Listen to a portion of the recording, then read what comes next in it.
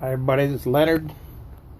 This is a little video on a 1962 Jeep forward cab 150 that I found in Scottsdale.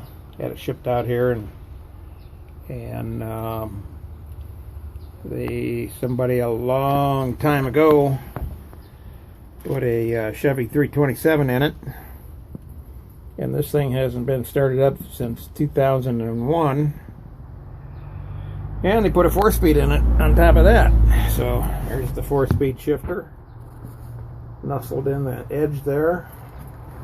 And most of the tin work fits on the cover and stuff, so I got to do a little bit of modification. But I think I'm going to move this radiator to the back of the bed out of the way completely, where it gets a little better cooling instead of having it heat up the cab. I guess it'd be okay if you're a farmer up in Idaho somewhere where you could use it, but out here in California, bad thing. So I'd rather have just the cold air blowing on the motor and the radiator in the back. So that's my next move, is make a mount for it. Actually, probably a spare tire mount and a couple fans on the radiator, and we'll do it right. Keep it nice and cool. So I got this thing actually running. Took about a week and about a half a gallon of automatic transmission fluid down the carburetor. So the way I got it is with this Edelbrock on there, which is probably an old AFB style, and I had to clean it out because it was packed full of goo. But it survived the battle, and they didn't plug it up too bad. But the came with no key, so I had to make out a ignition. I got the trim work for the dash here. As you see, it's all apart, but I need to get in there and figure out how they did this block. It's like a fuse block. But anyhow, I got it fired up. I got it to idle, actually, about after a half a gallon of transmission fluid going down it. It softened up the rings enough where they let go of the pistons, and it's making compression. So set the choke. Fired up. Oh, come on, baby. Likes choke. I'll give some more choke.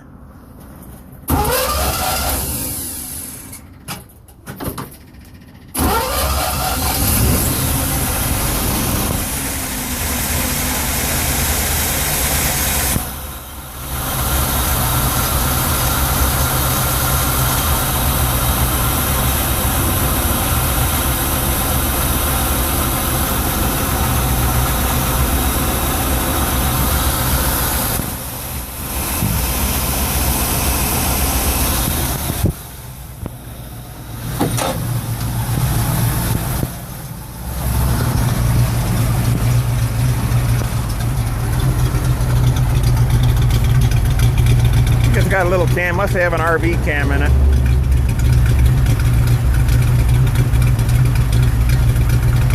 Yeah, it's got a little bit of a lobe. Other than that, not a rust bucket. The tailgate's real nice and straight, which I can't believe. They're normally all beat up. There's the original color green. That's where it's going to go back. We're going to put some more green on it. And they got some top rivets on the side. I guess they had this out and they repaired. I know it looks like they put an angle iron in it. They did something along the edge here, but looks pretty decent. This surface rust sitting on there. They did the same thing on this side. Lots of pop rivets. I don't have the keys with the gas tank, so I gotta get in there and get the cap off. Hardly any rust. The floors are rust free. I got the plates loose on it, but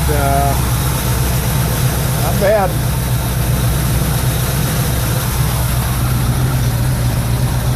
Front windshield's good. No cracks. They straightened the bumper out. Needed a little help. Got some putty over here on the side. I'm going to take all this off and see what I got underneath, but there's hardly any rust on this thing. It's been for as long as this thing's been around. I need a door handle for this side. Got disc brakes on it. Somebody went and put disc brakes on it.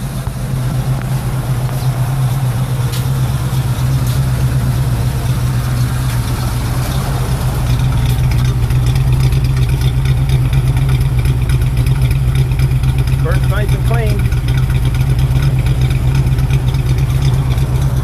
It's getting better. About another week it should be smoothing out pretty good. Yeah, it's got to have a RV cam in it. There's my gas tank.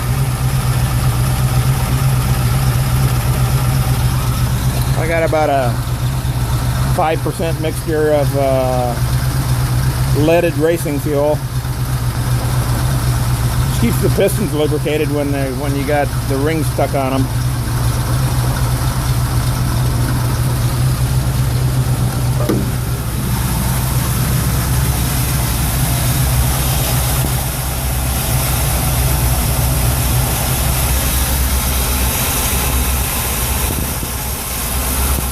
Got the idle set up a little bit on it, but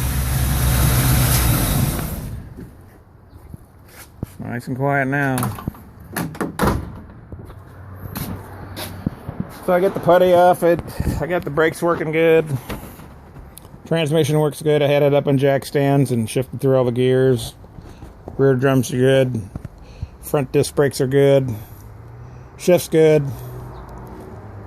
So next step is brake and light certification, state of California, and then it's off to the DMV to get some plates for California plates, so I don't get harassed by the locals.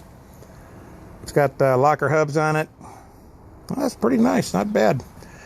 Part I like is it's not rusty, so even the roof's pretty good.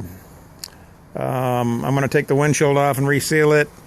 If it needs a little repair, I expect a little rust here and there on it, but nothing I can't handle.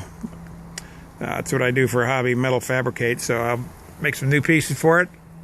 Stick a new rubber back in there and put the glass back on. That should do it. I'll have something for the summer. I have no idea how fast it'll go. I have to get my GPS going on the phone, take it for a ride. It's got a 3-inch lift kit on it, and they made a drop kit for the idler arm, so it's nice and level. There's no bump steer, and both the axles are good. That's about it for now. Ciao.